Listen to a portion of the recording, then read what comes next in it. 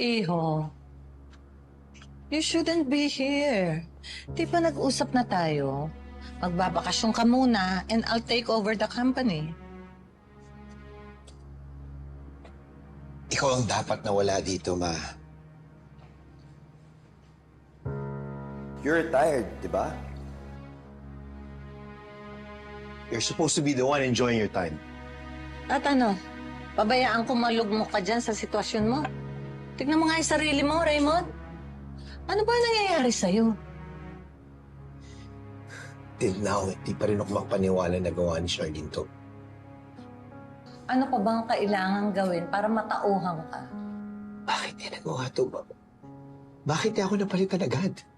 Tagal ka na yung pinalitan. Hindi mo lang alam. Eh, but we were in love, Ma. Yun ang iniisip mo. Pero kay Charlene, ginamit ka lang niya. Still, di pa rin ako makapaniwalang kaya niyang gawin to. Raymond, anak. May anak ka pa, si Libby. Please, don't waste your time. Kakaisip ko ang ginawa sa'yo ni Charlene. Wala ka nang magagawa. Mahal ko yung asawa ko. I just can't give up.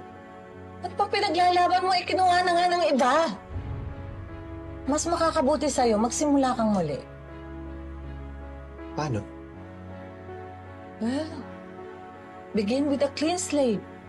Makipag-meeting tayo kay attorney.